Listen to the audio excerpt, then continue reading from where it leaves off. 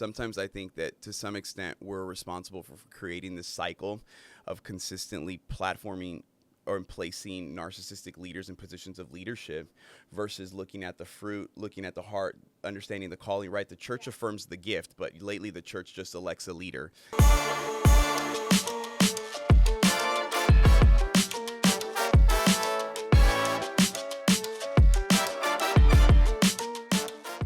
Hey everyone, how's it going? Welcome to the Collective Podcast. My name is Alberto. I'm Ashley. Hey guys, we missed you. Yeah, we missed you, and our names are still the same from the last episode. Sure are. Yep, so we're still the pastors of the Collective we Church. still are. Hey, we just want to thank you so much for watching or listening. Yeah. I've gotten a few messages from some of you guys, and we've seen some of you guys have reshared this, and so we just want to say thank you. That's super cool because we just started this. Honestly, it's so cool because I think our heart behind the podcast, I can't remember if we've shared this before, but really our heart Say it again anyways. behind the podcast was not only for it to be an extension of the Collective Church, but to equip the local church, to equip people. And it's been really, really cool to receive feedback from people that don't go to the Collective, that don't even live in our city, that are, at least for me, that have said like, hey, we've been listening to the podcast, or we just listened to the first episode and I love it, and all those things. So that's really, really awesome. Yeah, no, that's been really cool. So thank you so much. And if you haven't already, as we say every episode, man, subscribe, like, follow, run after on Spotify or YouTube. Yeah. I know we talked about this the last time. My mind was absolutely blown a few months ago when I realized that I could actually watch things on Spotify. Yeah, we dated ourselves big time the last couple episodes. Well, let's talk about dating ourselves in a minute. But I have stuck to watching it. Here's something that it's a confession. I posted it, yesterday. I don't know when they're going to be watching this, but you remember yesterday I turned 41 years old. Yes. 41. Ouch. And let's just let that marinate for a minute. And I was how do you know that you've turned 41? Well, after the gym, I was going to take our daughter to the golf range. Yeah. And I ran in and I grabbed what I thought was body spray. It sure was not. But was icy hot. Spray. And I sprayed it all over me. Not even like the balm, you guys. It was like a body spray version. All over. And you couldn't smell it when it first came out, so I had no idea. But it literally like sears your eyeballs because it's so strong. It seared my chest. He came out, he was like, can you smell this? I mean, I hate to say this, but any hair that was there is completely gone. No, but like that it's with burned. the mix of cologne that was already on him, I was like, this is a lot. Well, that's because I tried to put the regular body spray on over it after. It was like layers. I literally, layers. Yeah, smells. Anyways, that's how you know you're 41. So happy 41 to me. Yeah. Hey, we love getting older. We love it. I love it. You know what? The older you get, hopefully the wiser if you're doing the work to become wiser. I actually love being 40. Yeah. I mean, I'm 41 now. Yeah. I say I love it more than my 30s. I don't really necessarily know if I cared too much for my 30s, but 40 has kind of been my zone. Yeah. I'm almost there. I'm catching up, but I feel like I'm an old soul anyway. And so I've always felt older than I am. And I just think what we love about it is that you stop caring about the things that don't really matter. Yeah, no, I think you're absolutely right.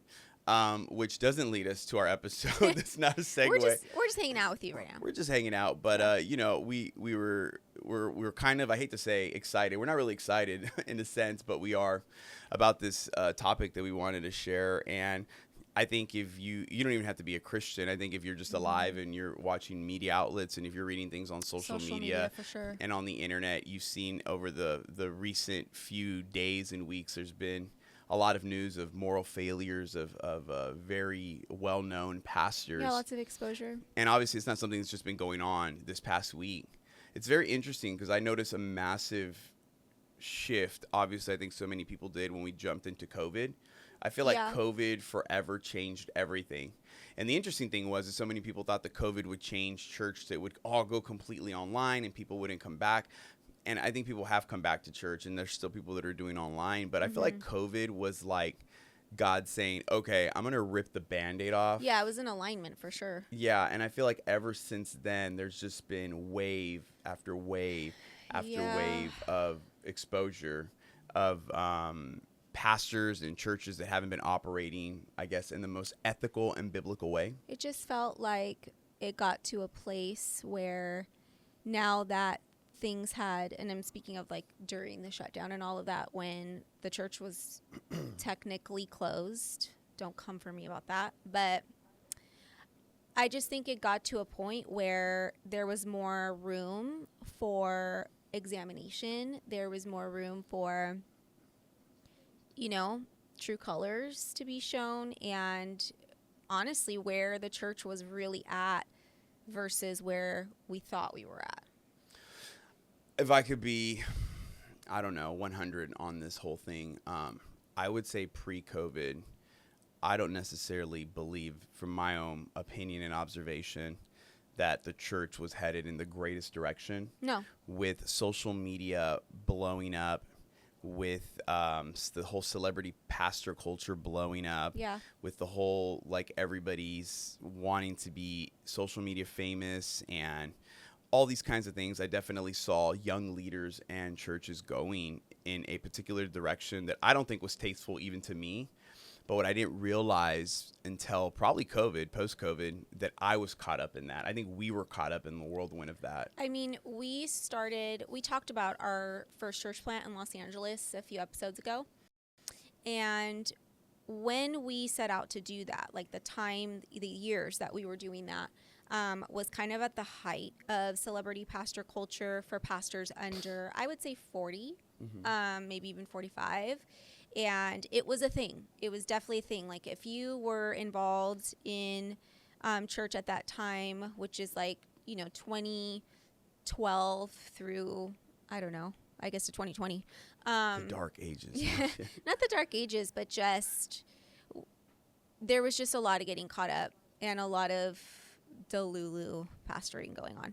And so it was a thing. It was definitely a pressure. I think Alberto and I felt a lot of peer pressure to basically, it felt like if you did not succumb to that culture, your church wasn't going to take off. Or neither were Let's you. be honest. Yeah. Like, your church was not going to succeed. Granted, we've talked about, the measures of success. And so a lot of the things that we talk about regarding those things have been informed by what we experienced during that time, to be honest. That whole celebrity pastor culture, what people attach success to, and the measures of success in the world versus the church, and all of those things. I think those were all lessons we had to learn during that time. That's why we're so passionate about it.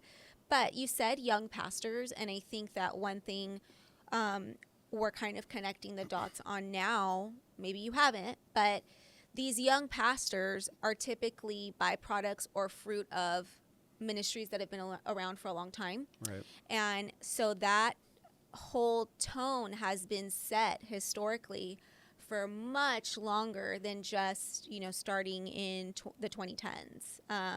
And so that's what we're kind of seeing now. Now we're kind of seeing the wave of some pastors of great influence and honestly mega churches where their stuff is coming out now years later. And that was kind of the precedence of how the younger pastors got there. Does that make sense? Yeah.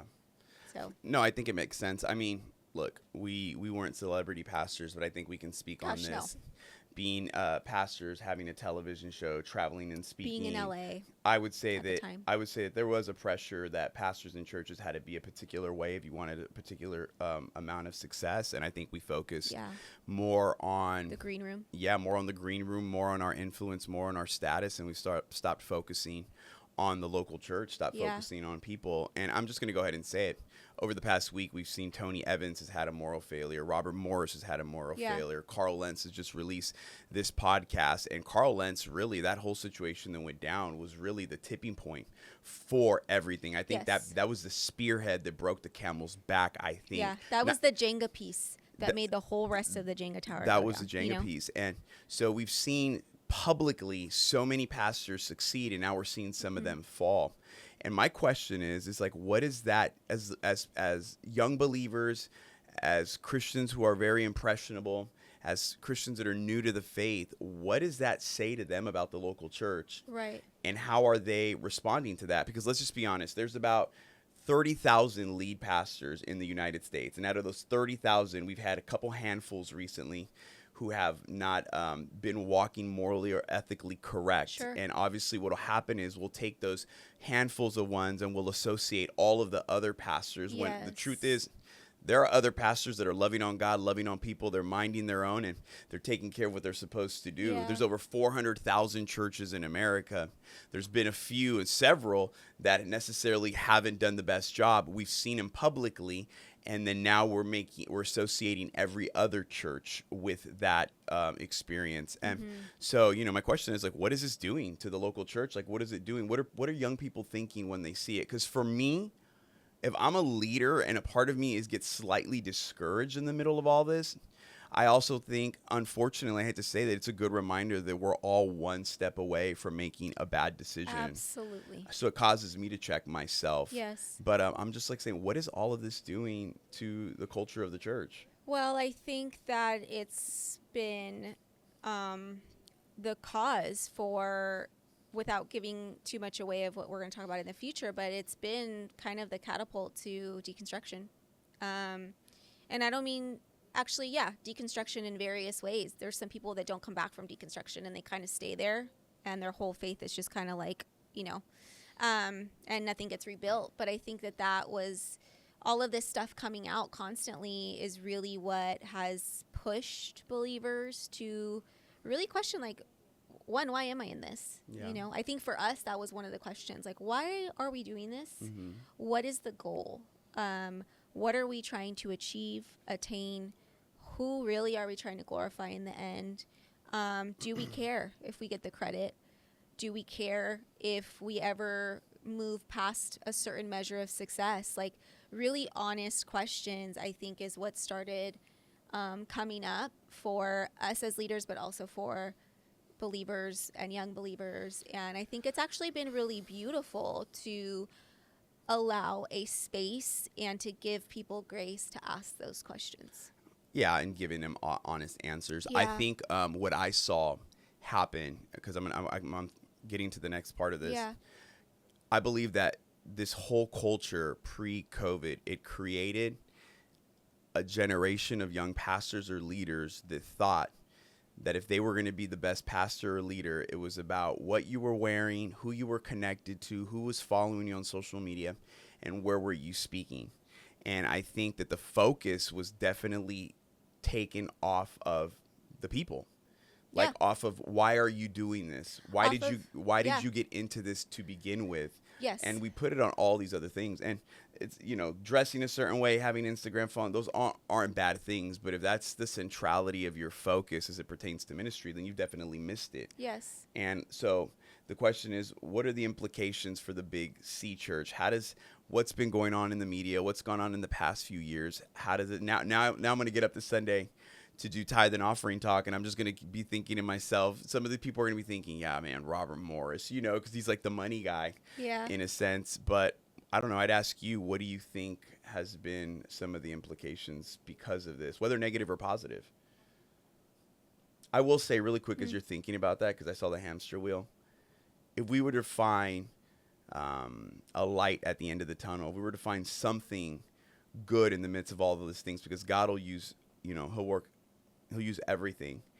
I feel like as a young, well, I don't know if I'm young anymore, but as a leader and as a pastor, I think it's caused me to be more integratable, desire to be more integratable, desire to be closer to Jesus. Constantly checking my motives is huge. Why am I doing this? Why do I desire to be in this? Why, what's going on? To be more intentional on staying focused on keeping it simple, which is loving God and loving people. And if God opens doors and creates opportunities outside of that, that's absolutely great. But I think at the end of the day, we have a responsibility and a job to the local church and to focus on the people that God has called us to. And so I think for me, that has been a positive that has come out of it. I'm just kind of, bummed that it took me going through a season and kind of seeing things that have been going on around me to get me there. That makes sense. Well, I think that, I don't know all of these, like, people's personal stories and these pastors, what has gone on in their lives where, a lot of times there's a lot of lack of self, like, introspect and honesty with themselves, and a level of narcissism and control. And, we've said this before, a lot of pastors in those positions at that height and level of success are actually would make better CEOs than they would pastors, because their heart is not to shepherd people, and that's okay. Like, can we say that becoming a pastor, I think we need to, this may be a different episode, but we need to be more honest about what a pastor really is, because I think we as the people and as the church have platformed people who have the title of a pastor but do not have the heart of a shepherd. Yeah. And that is such a different responsibility from being a good communicator or being charismatic and having this like cool nature and edge and all of those things. They're two very different things. And I think where this has gotten kind of murky is that people assume this position of pastoring without counting the cost of shepherding being like the main thing. And then once you're up at that level of success and you have that much power, it's so hard to come back from that unless you come to a place of complete brokenness. And so, Well, I think it takes a lot of accountability. This is probably going to ruffle feathers, but I think that churches... We're here to step on toes, churches elect narcissistic leaders. Absolutely. We platform them. That's what I'm trying to say. And we continue. And so essentially, I don't know if this is accurate. What's but wrong with us? Sometimes I think that to some extent we're responsible for creating this cycle of consistently platforming or placing narcissistic leaders in positions of leadership versus looking at the fruit, looking at the heart, understanding the calling, right? The church affirms the gift, but lately the church just elects a leader. And we need to start looking at all of those things. Because we've become consumeristic. So Absolutely. If you're going to entertain me, if you're going to give me, a great experience every Sunday, and, to each his own. I think that also we can't bash mega churches as a whole, because I think they have their own purpose. And we didn't even say mega church. Niche. We were just talking about, most of these pastors, though, are mega church pastors. And so I think that we as the people feed off of that. We feed off of that entertainment. We feed off of what makes us feel good. That's our human and our flesh and our human side. And so we are partially responsible for electing or voting, whatever it is, in your denomination, however that works, for putting them in these positions. But ultimately, we as the leader assume the position. We as a leader take the responsibility. We as a leader say yes to it and walk in obedience to the Lord. And so I think what we're seeing is, one, a lack of counting the cost. Two, the blurring of the church becoming a machine and losing its heart and losing the things that matter, like holiness, without legalism, but holiness. And isn't it unfortunate, though, that you have to say holiness and then you have to follow it up saying not legalism? Yeah. Instead of you just saying, hey, the Bible says be holy as I am holy, and without holiness. But that's been manipulated too. I know. Your girl came out of a super legalistic church. I think those are the implications of so much of the things that have transpired and how it affects the local church. Yeah. I think to some extent it's waking up the body. I think the body was asleep. The body was going with whatever people said, whatever people posted, whatever they did. Yeah. And they weren't fact checking. They weren't searching the scriptures for themselves. They weren't being discipled. They weren't walking in discipleship. Yeah. And I think now it's causing us to really dive into the scriptures, really us calling people to accountability and a higher level of accountability and holding them accountable. But I think it's causing us to really reflect and question some of the things that we've experienced in our faith growing up within the church, or if you've just come into the church. Yes. And so I think it's waking us up, but it's calling leaders to greater accountability. And as leaders, we need to have accountability. I think that one of the biggest reasons that these leaders fall is because they've gained so much success, and oftentimes with great success comes great power, and with great power sometimes comes less accountability. Yes. If you're surrounded by people that are just more enamored by you, that are yes people, than anything, which is essentially what happens. The Apostle Paul says, you were running a good race. Who cut you off? And I think for the leadership, we need to have high levels of accountability. 100%. And I think also the local church, we have to hold leaders accountable as well. Yeah. And just be more aware. I know for me, accountability is huge. I mean, I have an elder board. Yeah. Not only do I have an elder board, I have a Latina wife. Not only do I have that, but I have a therapist. I have a coach. And so I'm constantly submitting myself to my elder board and constantly submitting these things to the people that are over me, because it doesn't matter how high you get in leadership, you still need accountability. Your accountability, though, here's the thing. Accountability cannot be people that are beneath you. Like, it can't be, if you are in a position of high influence, I don't want to say power, because I don't want to blanket that and say that every leader and every pastor is in a position of power. I don't believe that. I think that not everybody's intent is to abuse the position. But as a pastor, as a leader, as a person of influence, your accountability, it is not healthy, first of all, and you are deceiving yourself if you think that your accountability should be people that are beneath you. It should be people that are above you, that are going to be able to see those areas in your life, that are going to see the holes, or see the areas where you need improvement, or see the areas where you need some correction, or see the areas where maybe like you have been blindsided by something and you're not sure how to process it, but they have. Like, I think that a part of the problem is these leaders surround themselves by people that will never tell them the truth because they're terrified to. And someone who's above you more than likely is not going to be terrified. Well, you can't surround yourself with people that are impressed by you.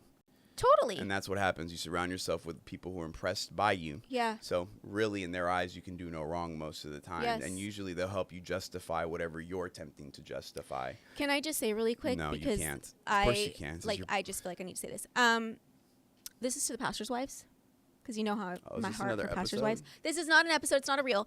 But they may make it into one. I don't know. But as a pastor's wife, send your emails. No matter how involved you are or aren't in the day-to-day stuff of the church, or even on a Sunday, we do have a responsibility to hold our husbands accountable and vice versa. Like, I don't think we've expressed that enough, or maybe we haven't placed as much importance on it. We are responsible, and if we see it all, is my point. We see all of the facets, and if your husband is getting into trouble in his character, in behavior, whatever it may be, like, we need to wake up. Yeah. And we are the only ones, I think, that can really say, like, hey, we're not doing this anymore. Yeah.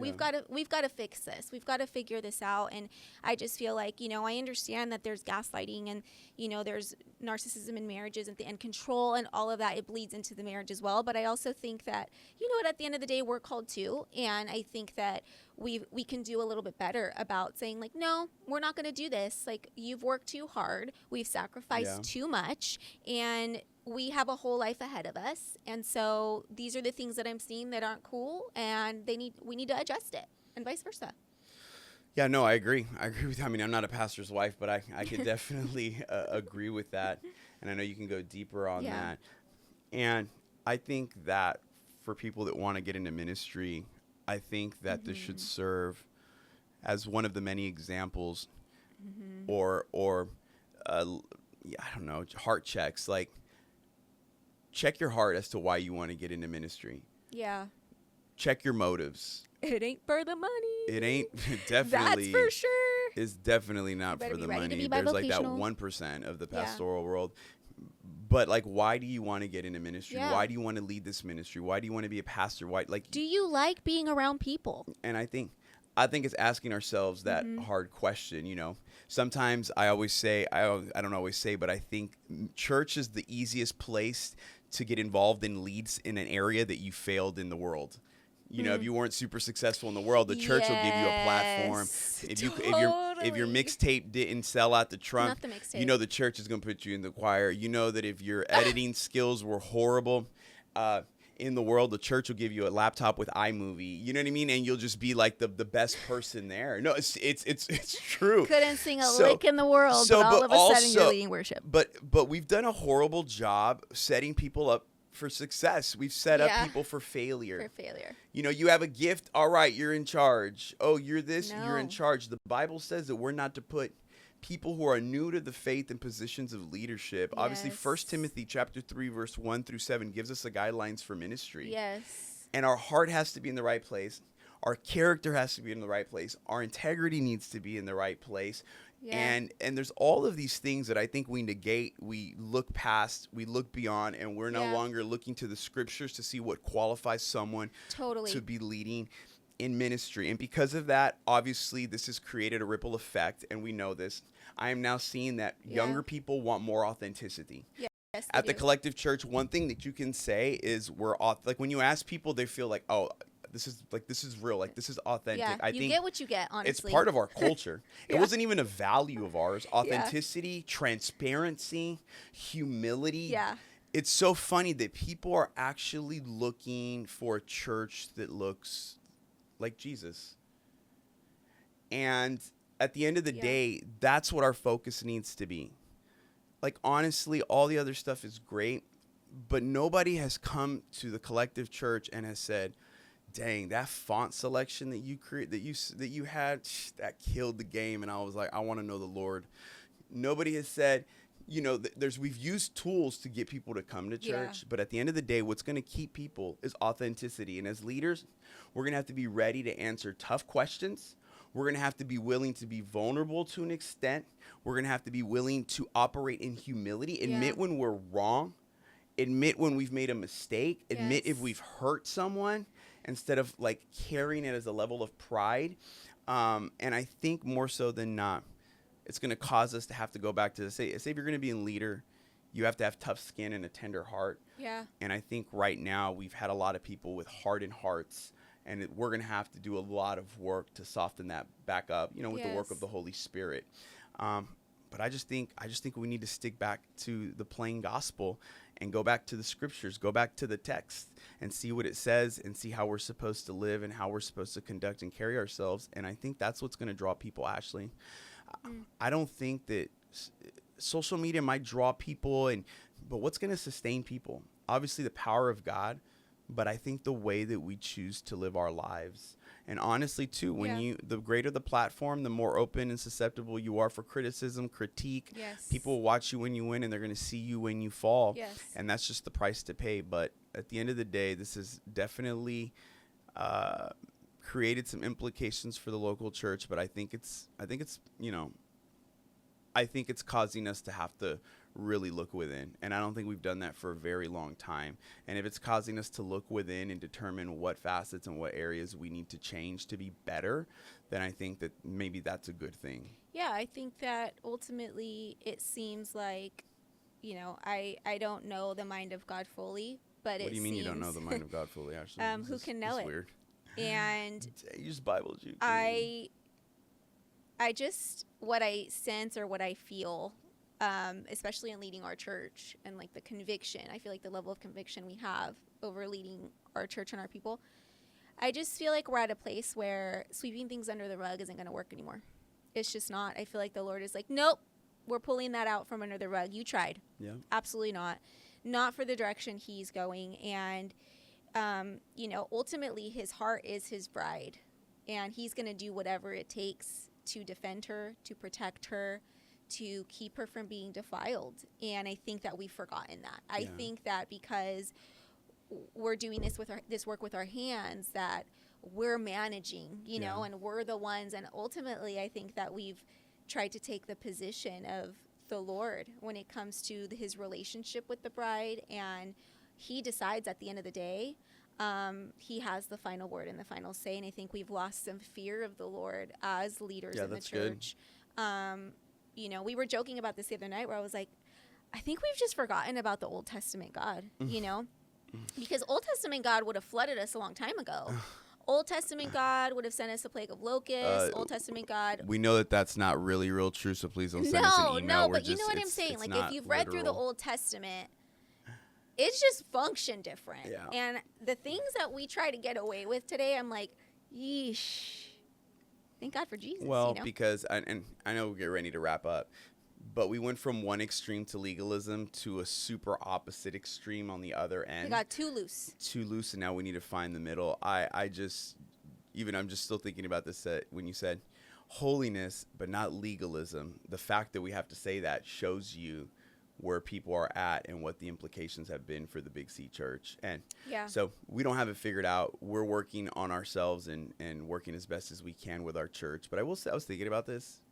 In closing, number 4, I think that people are looking for a leader that they can relate to. They can touch. They can relate to, like, someone who isn't just going to come in, blow up, and blow out. I think maybe that has its place, but I think part of this next season of leadership and ministry is going to call pastors to actually be with the flock.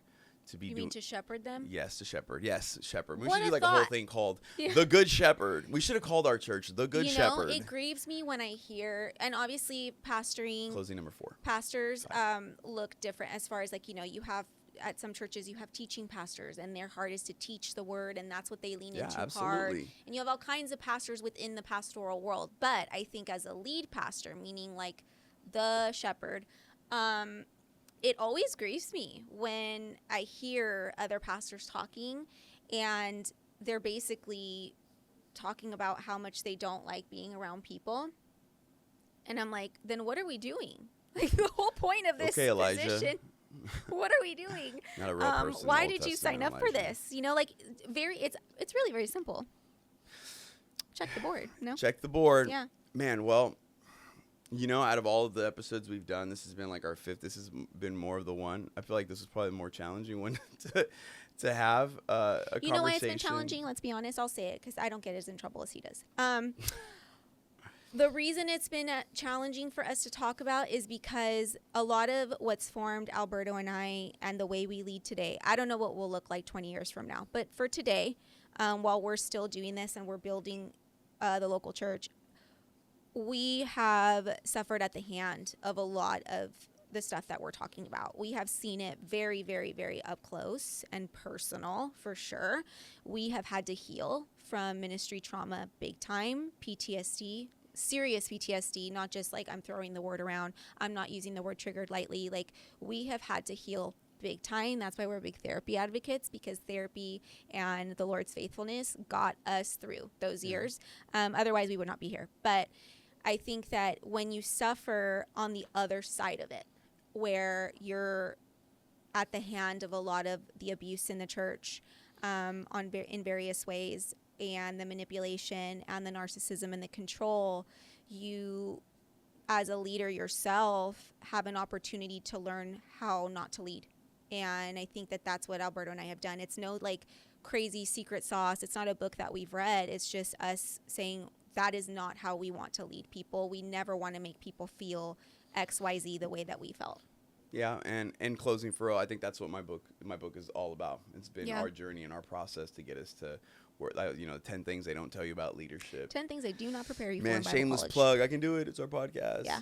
Hey, well, thank you guys. Ashley, thanks for the conversation as always. Guys, thank you so much for tuning in. Do us a favor, as we said in the beginning, like, subscribe, share, leave a comment. Let us know what you think. Thank you guys for tuning in. We will see you soon. God bless. Bye.